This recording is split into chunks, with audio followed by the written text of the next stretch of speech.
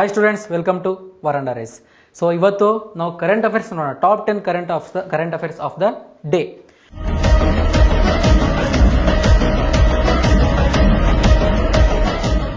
So current affairs ನಮಗೆ use ಆಗುತ್ತೆ ಎಲ್ಲ ಕಡೆ ಕಾಂಪಿಟೇಟಿವ್ ಎಕ್ಸಾಮ್ಸ್ ಅಲ್ಲಿ. ಇಡೀ ಕಾಂಪಿಟೇಟಿವ್ ವರ್ಲ್ಡ್ ಅಂತಂದ್ರೆ ಕರೆಂಟ್ ಅಫೇರ್ಸ್. ಸೊ ಕಂಪ್ಲೀಟ್ ಇವಾಗ ಪ್ರಿಲಿಮ್ಸ್ ಅಲ್ಲೂ ಕೇಳ್ತಾರೆ, SSC ಲೆವೆಲ್ಸ್. ಬ್ಯಾಂಕಿಂಗ್ ಅಂತ ಬಂದ್ರೆ banking awareness important. So GK important ಎಲ್ಲಾನು ಇರುತ್ತೆ. ಸೊ ಸ್ಟ್ಯಾಟಿಕ್ GK ಅಂತ ಬರುತ್ತೆ SSC ಗೆ, ಅದು ವೆರಿ ವೆರಿ ಇಂಪಾರ್ಟೆಂಟ್. ಸೊ ಎಲ್ಲ ಕಾಂಪಿಟೇಟಿವ್ ಎಕ್ಸಾಮ್ಸ್ಗೆ current affairs very very important. So daily ಇದೊಂದು ಶೆಡ್ಯೂಲ್ ಮಾಡೋಣ ಅಂತ ಪ್ಲಾನ್ ಮಾಡಿ ಸೊ ಇದನ್ನ ಮಾಡ್ತಿದೀವಿ. ಟಾಪ್ 10 ಕರೆಂಟ್ ಅಫೇರ್ಸ್ ತಗೊಳ್ಳೋಣ. ಸೊ ಇವತ್ತು top 10 current affairs of the day ಯಾವ್ದು ಅನ್ನೋದು ಡಿಸ್ಕಷನ್ ಮಾಡೋಣ ಒನ್ ಬೈ ಒನ್. ನೋಡಿ, ಸೊ ನಿಮ್ಗೂ ಗೊತ್ತಿದೆ, ಆನ್ಸರ್ಸ್ ಕಮೆಂಟ್ ಮಾಡ್ತಾ ಹೋಗಿ. ಸೊ ನಾವು ಸ್ಟಾರ್ಟ್ ಮಾಡೋಣ. So first one, which countries president Juan has announced his resignation following corruption scandals.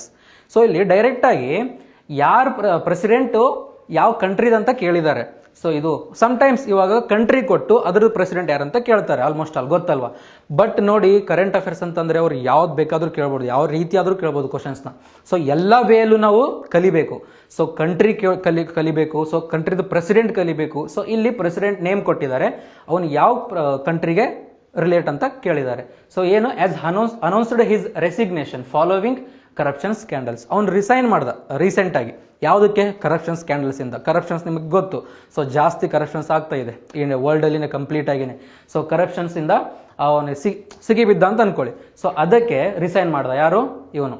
So ಯಾವ ಕಂಟ್ರಿಗೆ ಸಂಬಂಧಪಡ್ತಾನೆ ಆ ಪ್ರೆಸಿಡೆಂಟು ಅಂತಂದ್ರೆ, so Vietnam is the answer. So Vietnam president ಜುವೆನ್ Xuan Phuc has announced his resignation following corruption scandals. So ಯಾವ country? Vietnam country's president ಯಾರಂತನೂ ಕೇಳಬಹುದು. So ನೆನಪಿಟ್ಟುಕೊಳ್ಳಿ. So ಅದು main name ನೋಡಿದ್ರೆ ನೀವು ಮರೆಯಲ್ಲ ಅನ್ಸುತ್ತೆ. ಸೊ ಅದು ನಿಮಗೆ ಪ್ರೊನೌನ್ಸಿಯೇಷನ್ ಮಾಡೋಕ್ಕೂ ಕಷ್ಟ. ಸೊ ಗೊತ್ತಾಗುತ್ತಲ್ವಾ, ನೆಕ್ಸ್ಟ್ ನೆನಪಿಡುತ್ತೆ ವಿಯೆಟ್ನಾಂ ಪ್ರೆಸಿಡೆಂಟ್ ಇದು. ಕ್ಲಿಯರ್? ಸೊ ಇಲ್ಲಾಂದ್ರೆ NXP ಅಂತಾನು ನೆನಪಿಟ್ಟುಕೊಳ್ಳಿ. ನೆಕ್ಸ್ಟ್ ಕ್ವಶನ್ ನೋಡೋಣ. ಅರ್ಥ ಆಯ್ತಾ? ವಿಯೆಟ್ನಾಂ ಪ್ರೆಸಿಡೆಂಟ್ ಅಂತಾನು ಕೇಳಬಹುದು, ಅವನು ಜಸ್ಟ್ ರೀಸೆಂಟ್ ಆಗಿ ರಿಸೈನ್ ಮಾಡ್ದ. Next, which Indian union territory has completely shifted to on e-governance mode. So ಇಲ್ಲಿ ಕಂಪ್ಲೀಟ್ಲಿ ಇ-ಗವರ್ನೆನ್ಸ್ ಮೋಡಿಗೆ ಯಾವ ಸ್ಟೇಟ್ ಇದು ಆಗಿದೆ? Indian union territory has completely shifted to on e-governance mode ಅಂತ ಕೇಳಿದ್ರೆ, ಸೊ ಇ-ಗವರ್ನೆನ್ಸ್ ಮೋಡ್ ಅಂತ ಏನಂದ್ರೆ ನೀವು ತಿಳ್ಕೊಬೇಕು ಫಸ್ಟ್. ಇಲ್ಲಿ ಇ-ಗವರ್ನೆನ್ಸ್ ಮೋಡ್ ಅಂತಂದ್ರೆ ಏನು ನಿಮಗೆ ಗೊತ್ತು. ಇವಾಗ ಜಸ್ಟ್ ನಾರ್ಮಲ್ ಆಗಿ ಇವಾಗ ಇ ಅಂತಂದ್ರೆ ಎಲ್ಲರೂ ಹೇಳ್ಬೋದು ಇವಾಗ ಏನು, ಎಲೆಕ್ಟ್ರಾನಿಕ್ಸ್ ಗವರ್ನೆನ್ಸ್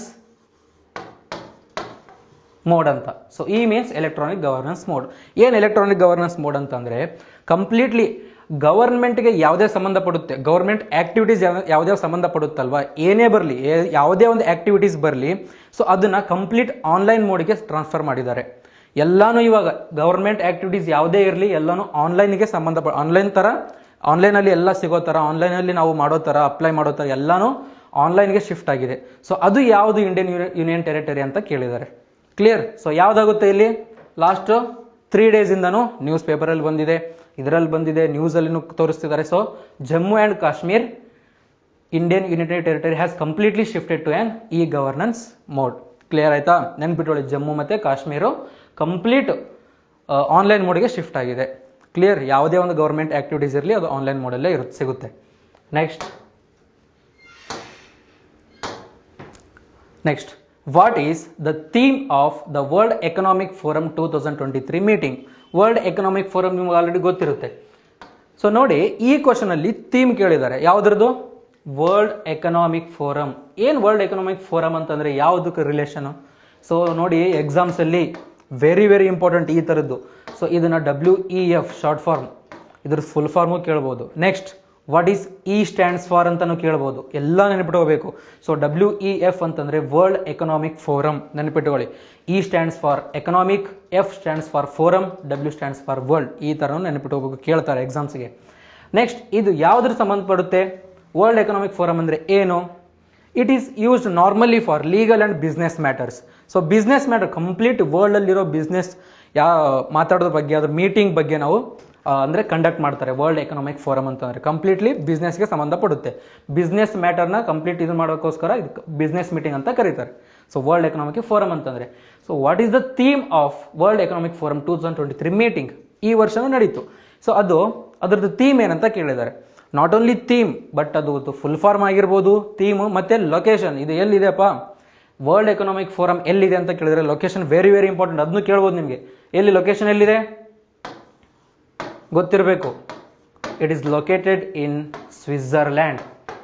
ಸೊ ಸ್ವಿಟ್ಜರ್ಲ್ಯಾಂಡ್ ಅಲ್ಲಿ ಎಲ್ಲಿ ಅಂತ ಕೇಳಿದ್ರೆ ಜೆನೇವಾ, ಸ್ವಿಟ್ಜರ್ಲ್ಯಾಂಡ್. ನೆನಪಿಟ್ಟುಕೊಳ್ಳಿ, ಎಕ್ಸಾಮ್ಸಿಗೆ ಕೇಳಿದ್ರು ಕೇಳ್ಬೋದು. So World Economic Forum is located at Geneva, Switzerland. Clear? ಯಾವಾಗ ಅದನ್ನು ಗೊತ್ತಿರಬೇಕು. 1971, in the year of 1971. Clear? So ಇವಾಗ ಥೀಮ್ ಬಗ್ಗೆ ಮಾತಾಡೋಣ. What is the theme of WEF 2023 meeting? Cooperation in a fragmented world is the answer. ನೆನ್ಪಿಟ್ಕೊಳ್ಳಿ. Clear? Complete world ಬಗ್ಗೆ ನಾವು ಏನೇನು ಬಿಸ್ನೆಸ್ ಇದೆ ಅದ್ರ ಬಗ್ಗೆ ಮಾತಾಡಿದ್ದೆ. ಇದು cooperation in a fragmented world, ಅದು theme. Clear? Okay, let's move to the next one. Penguin awareness day is observed on which date? So ಎಲ್ಲರೂ ಗೊತ್ತಿರಬೇಕು, ಇವಾಗ ಜಾಸ್ತಿ ಎನಿಮಲ್ಸ್ ಹಾರ್ಮ್ ಆಗ್ತಿದಾವೆ, ಎಲ್ಲ ಕಾಣೆ ಆಗ್ತಿದಾವೆ, ಏನು ನಮಗೆ ನೋಡೋಕ್ಕೂ ಸಿಗ್ತಿಲ್ಲ. ಸೊ ಅದೇ ತರ ಪೆಂಗ್ವಿನ್ ಒಂದು. ಸೊ ನೋಡಿ, ಪೆಂಗ್ವಿನ್ ಅವೇರ್ನೆಸ್ ಡೇ ಅಂತ ಸ್ಟಾರ್ಟ್ ಮಾಡಿದ್ದಾರೆ. ಸೊ ಪೆಂಗ್ವಿನ್ ಅವೇರ್ನೆಸ್ ಡೇ ಯಾವಾಗ ಅಬ್ಸರ್ವ್ ಮಾಡಿದ್ದಾರೆ ಅಂತಂದ್ರೆ Jan 20 every year. So every year Jan 20ಗೆ ಅದು ಅಬ್ಸರ್ವ್ ಮಾಡಿದ್ದಾರೆ, ಪೆಂಗ್ವಿನ್ ಅವೇರ್ನೆಸ್ ಡೇ ಅನ್ನೋದು. ಇದೊಂದು ನೆನ್ಪಿಟ್ಕೊಳ್ಳಿ. Next, which state government and the center have decided not to convert the Jain site of Sammed Shikharji into a tourism hub? So ಇಲ್ಲಿ first ನಾವು which state government ಅಂತ ಕೇಳಿದಾರಲ್ವಾ, ಅದು answer ಬೇಕಂತಂದ್ರೆ ಈ Jain site, just a second.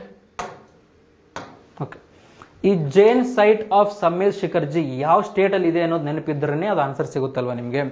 So just ಇದು ಎಲ್ಲಿ ಬರುತ್ತೆ, ಯಾವ state ಅಲ್ಲಿ ಲೊಕೇಟ್ ಆಗಿದೆ ಅನ್ನೋದು ನೀವು ಫೈಂಡ್ ಮಾಡಬೇಕು. ಸೊ ಫೈಂಡ್ ಮಾಡೋಕ್ಕಿಂತ ಮೊದಲು ನಿಮಗೆ ಗೊತ್ತಿರಲಿ ಇದು Jain site of Sammed Shikharji. But ಇಲ್ಲಿ ಕ್ವಶನ್ ಅಲ್ಲಿ ಏನು ಕೇಳಿದ್ದಾರೆ ಅದನ್ನು ಕ್ಲಿಯರ್ ಆಗಿ ಅರ್ಥ ಮಾಡ್ಕೊಳ್ಳಿ. Which state government and the centre have decided not to convert the Jain site of Sammed Shikharji into a tourism hub? ಇದು ಒಂದು holy place of Jain community. ಇವಾಗ ಜೈನ್ ಕಮ್ಯುನಿಟಿ ಅಲ್ವಾ, ಜೈನ್ ಸೈಟ್ ಅಂತಂದ್ರೆ ಜೈನ್ ಕಮ್ಯುನಿಟಿ ಅವ್ರದ್ದು ಹೋಲಿ ಪ್ಲೇಸ್ ಅಂತ ಅನ್ಕೊಳ್ಳಿ. ಸೊ ಆ ಪ್ಲೇಸ್ ಅನ್ನ ಅವರು ಟೂರಿಸಂ ಹಬ್ ಅಂತಂದ್ರೆ ಟೂರಿಸಂ ಪ್ಲೇಸ್ ಆಗಿ ಕನ್ವರ್ಟ್ ಮಾಡಕ್ ಬಿಡ್ತಿಲ್ಲ. ಅದು ಯಾವ ಗೌರ್ಮೆಂಟ್ ಅನ್ನೋದು ಕೇಳಿದ್ದಾರೆ. ಅಂದ್ರೆ ಎಲ್ಲಿ ಲೊಕೇಟ್ ಆಗಿದೆ ಅಲ್ವಾ, ಸ್ಟೇಟ್ ತಾನೇ ಆ ಗೌರ್ಮೆಂಟ್ ಅಂತ ಕೇಳಿದ್ದು, ಸ್ಟೇಟ್ ಗೌರ್ಮೆಂಟ್. ಸೊ ಯಾವ್ದಪ್ಪ ಅಂತಂದ್ರೆ ಜಾರ್ಖಂಡ್ ಅಲ್ಲಿ ಇದು ಲೊಕೇಟ್ ಆಗಿದೆ.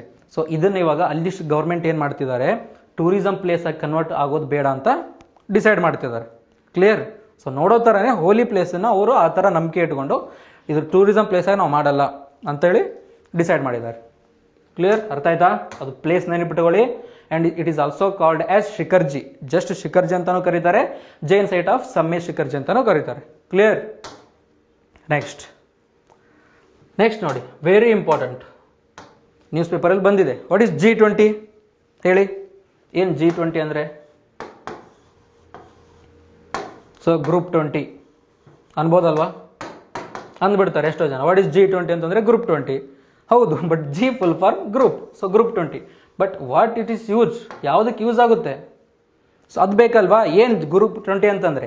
ಗ್ರೂಪ್ 20 ಅಂತಂದ್ರೆ the combination of 19 countries and one European Union. The group 19 countries and one European Union ಗೆ ನಾವು G20 ಅಂತ ಕರಿತೀವಿ. ಅದ್ ನೆನ್ಪಿಟ್ಕೊಳ್ಳಿ. ಯಾವ್ದಕ್ಕೆ ಏನ್ G20 ಅಂತ ಕೇಳಿದ್ರೆ 19 countries and one European Union. ಏನಿದೆ, ಯಾವ್ದ್ರ ಬಗ್ಗೆ ಮಾತಾಡ್ತೀವಿ? It's talks about global warming, ಗೊತ್ತಲ್ವಾ? So global warming, global issues, ಮತ್ತೆ financial issues, all kind of global issues. Global warming ಆಗಲಿ, ಫಿನಾನ್ಸಿಯಲ್ ಇಶ್ಯೂಸ್ ಆಗಲಿ, so all kind of global issues ಬಗ್ಗೆ ಮಾತಾಡ್ತಾರೆ ಗ್ರೂಪ್ 20 ಅಂತಂದ್ರೆ. ಕ್ಲಿಯರ್ ಆಗ್ತಾ? ಸೊ ನೆಕ್ಸ್ಟ್ ನೋಡಿ, question ಏನಿದೆ, where is the first G20 health working group meeting under India's G20 presidency taking place? So first G20 health working group meeting ಎಲ್ಲಿ ನಡೀತು ಅಂತ ಕೇಳ್ತಿದ್ದಾರೆ. ಸೊ ಅದು ತಿರುವನಂತಪುರಂ, ಕೇರಳದಲ್ಲಿ ನಡೀತು. ಕ್ಲಿಯರ್ ಆಗ್ತಿದೆಯಾ? ಸೊ G20 ಏನಾದರೂ ಈ ಥರ ಎಲ್ಲಿ ಟೇಕ್ಸ್ ಪ್ಲೇಸ್ ಆಯ್ತು ಅಂತ ಕೇಳಿದರೆ ತಿರುವನಂತಪುರಂ ಕೇರಳ ಅಂತ ಹೇಳಿ. ಸೊ G20 ಅಂತಂದರೆ 19 ಕಂಟ್ರೀಸ್ ಆ್ಯಂಡ್ 1 ಯುರೋಪಿಯನ್ ಯೂನಿಯನ್ ಸೇರಿದರೆ G20 ಅಂತ ಕರೀತಾರೆ. ಸೊ ಯಾವುದ್ರ ಬಗ್ಗೆ? Global warming, financial awareness and financial issues, all kind of global issues. Okay, so next question. In which month will the India Bangladesh friendship pipeline start supplying diesel to Bangladesh? ಏನಪ್ಪ ಗೊತ್ತಿದೆಯಾ? ಇದು ಮೊನ್ನೆ news ಪೇಪರಲ್ಲಿ ಬಂತು. So India Bangladesh ಮಿಡಲಲ್ಲಿ pipeline connect ಮಾಡಿದ್ದಾರೆ, India to Bangladesh. ಏನು pipeline? Diesel supply ಮಾಡೋಕ್ಕೆ ಪೈಪ್ಲೈನ್ ಕನೆಕ್ಟ್ ಮಾಡಿದ್ದಾರೆ. ಸೊ ಅದು ಯಾವ ಮಂತಲ್ಲಿ ಇವಾಗ ಟ್ರೈ ಮಾಡಕ್ಕೆ ನೋಡ್ತಿದ್ದಾರೆ, ಇನ್ನ ಮಾಡಿಲ್ಲ, ಈ year. In which month will the India Bangladesh friendship pipeline start supplying diesel to Bangladesh? Diesel, ಅದು ನೆನಪಿಟ್ಟುಕೊಳ್ಳಿ. ಕ್ವಶನು ಯಾವುದಕ್ಕೆ, ಯಾವ ಪರ್ಪಸ್ಗೆ ಆ ಪೈಪ್ಲೈನ್ ಸ್ಟಾರ್ಟ್ ಆಯ್ತು ಅಂತಲೂ ಕೇಳ್ಬೋದು, ಏನು ಸಪ್ಲೈ ಮಾಡ್ತಿದ್ದಾರೆ ಅಂತಲೂ ಕೇಳ್ಬೋದು. ಸೊ ಡೀಸೆಲ್, ಪೆಟ್ರೋಲ್, ಈ ಥರನು ಕೆರೋಸಿನ್ ಆಯಿಲ್, ಈ ಥರ ಆಪ್ಷನ್ಸ್ ಅಲ್ಲಿ ಇದ್ರೆ ನೆನಪಿಟ್ಟುಕೊಳ್ಳಿ, diesel important, make a note of it. So diesel.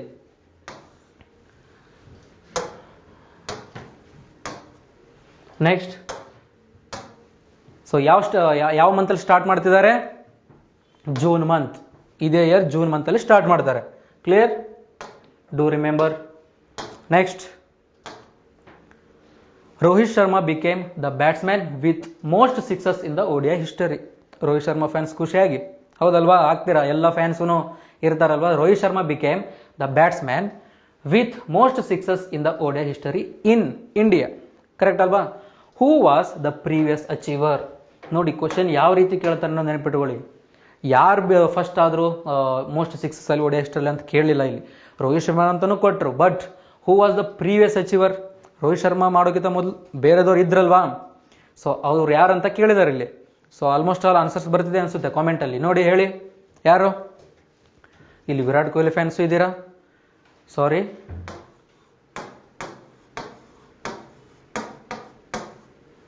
ಯಾವುದೇ ಸ್ಪೋರ್ಟ್ಸ್ ಪರ್ಸನ್ದು ಸ್ಪೆಲ್ಲಿಂಗ್ ಮಿಸ್ಟೇಕ್ ಆಗಬಾರ್ದು, ಹರ್ಟ್ ಆಗುತ್ತೆ ಅವ್ರ ಫ್ಯಾನ್ಸ್ಗೆ. So Virat Kohli, Shikhar Dhawan, MS Dhoni, Sourav Ganguly. So ಯಾರು ಪ್ರೀವಿಯಸ್ ಅಚೀವರ್ ಯಾರಿದ್ರಪ್ಪ ಅಂತಂದರೆ ಆಲ್ರೆಡಿ ನಿಮಗೆ ಗೊತ್ತು, MS ಧೋನಿ. MS ಧೋನಿ ಇದ್ದ ರೋಹಿತ್ ಶರ್ಮಾಕಿನ ಮೊದಲು ODI ಹಿಸ್ಟರಿಯಲ್ಲಿ ಮೋಸ್ಟ್ ಸಿಕ್ಸಸ್ಸು, ಬಟ್ ಇವಾಗ ರೀಸೆಂಟಾಗಿ ರೋಹಿತ್ ಶರ್ಮಾ ಬಂದಿದ್ದಾನೆ. ಕ್ಲಿಯರಾ? ನಾನು ಆನ್ಸರ್ ಹೇಳೋಕ್ಕಿಂತ ಮೊದಲೇ ಎಷ್ಟೋ ಜನ ಹೇಳಿರ್ತೀರ ಕಾಮೆಂಟಲ್ಲಿ. ಸೊ ನೋಡಿ, next question. Google pilots sound pod by Google Pay for dash in India. ನೋಡಿದ್ರೆ ಗೊತ್ತಾಗುತ್ತೆ ಇದು ಯಾವುದ್ರ ಬಗ್ಗೆ ಮಾತಾಡ್ತಿದ್ದಾರೆ ಅಂತ. ಗೂಗಲ್ ಪೇ ಬಗ್ಗೆ ಮಾತಾಡ್ತಿದ್ದಾರೆ. ಸೊ ಇದು ಯಾವುದಕ್ಕೆ ಯೂಸ್ ಆಗ್ತಿದೆ? Google pilots sound pod by Google Pay for dash in India ಅಂತಂದ್ರೆ ಆಪ್ಷನ್ಸ್ ನೋಡಿದ್ರೆ ನೀವು ಹೇಳ್ಬೋದು, ಯಾವುದಕ್ಕಪ್ಪ? UPI ಪೇಮೆಂಟ್ಸ್ ಅಲ್ವಾ? So UPI payments in India. Clear? Next question. Name the world oldest person who passed away recently. ಗೊತ್ತಿರಬೇಕಲ್ವಾ? ಬಂದಿತ್ತು, current affairs ಇದರಲ್ಲೇ ಇತ್ತು. Name the world oldest person, ಯಾರಪ್ಪ ರೀಸೆಂಟ್ ಆಗಿ ಹೋದ್ರು? ಪಾಸ್ ಅವೇ ಅಂತಂದ್ರೆ ಹೋದ್ರು ಅಂತ ಅರ್ಥ. ಕ್ಲಿಯರ್? ಸೊ ಯಾರಪ್ಪ? Name the world oldest person recent ಆಗಿ ಹೋಗಿರೋದು? ಲೂಸಿಲ್ ರ್ಯಾಂಡನ್ ಅನ್ನೋನು ಅವನ ಹೆಸರು. ಸೊ ರೀಸೆಂಟ್ ಆಗಿ ಪಾಸ್ ಅವೇ ಆದರು. ಸೊ ಬೇಕಲ್ವಾ? ಎಷ್ಟರಲ್ಲಿ ಎಷ್ಟು ಏಜ್ ಅವ್ರದ್ದು, ಎಷ್ಟರಲ್ಲಿ ರೀಸೆಂಟಾಗಿ ಹೋದ್ರು ಅಂತಂದರೆ age 118 years. He passed away at the age of 118 years. ನೆನ್ಪಿಟ್ಟುಕೊಳ್ಳಿ. Clear? ಯಾರಂತ ಕೇಳಿದ್ರೆ ಲೂಸೈಲ್ ರ್ಯಾಂಡನ್, ಏಜ್ 118 years. ಕ್ಲಿಯರ್ ಆಯ್ತಾ? Okay. Top 10 current affairs of the day ಅಂತಂದರೆ ಇಷ್ಟು ಮಾಡಿದ್ವಿ. ನಿಮಗೆ ಯೂಸ್ ಆಗುತ್ತೆ ಅನ್ಕೋತೀನಿ. Very useful. ಡೈಲಿ ನೋಡೋಣ ಈ ಥರದ್ದು ಟಾಪ್ 10 ಯಾವ್ದು ಬರುತ್ತೆ ಅಂತೇಳಿ. ಸೊ ಎಲ್ಲಾನು ನೋಟ್ ಮಾಡ್ಕೊಂಡು ಇಟ್ಕೊಳ್ಳಿ. ಎಲ್ಲ ಎಕ್ಸಾಮ್ಸಿಗೆ, ಕಾಂಪಿಟೇಟಿವ್ ಎಕ್ಸಾಮ್ಸ್ಗೆ ವೆರಿ ವೆರಿ ಇಂಪಾರ್ಟೆಂಟ್. ಸೊ ಇಷ್ಟು ನೋಡೋಣ, ಮತ್ತೆ ನೆಕ್ಸ್ಟ್ ಕ್ಲಾಸಲ್ಲಿ ಸಿಗೋಣ. ನೆಕ್ಸ್ಟ್ ಕ್ಲಾಸು ಆ್ಯಪ್ಟಿಟ್ಯೂಡ್ ತೊಗೊಳ್ಳೋಣ, ರೀಸನಿಂಗ್ ತೊಗೊಳ್ಳೋಣ, ಇದೇ ಥರನೇ ಸಿಗ್ತಾ ಇರೋಣ. ಸೊ ಕಂಟಿನ್ಯೂ ಆಗಿರಲಿ. ಸೊ ಪ್ರಿಪ್ರೇಷನ್ ಮಾತ್ರ ಬಿಡಬೇಡಿ, ಕಂಟಿನ್ಯೂ ಮಾಡಿ. ಸೊ ನೆಕ್ಸ್ಟ್ ಕ್ಲಾಸಲ್ಲಿ ಮೀಟ್ ಆಗೋಣ. Thank you. ಬಾಯ್.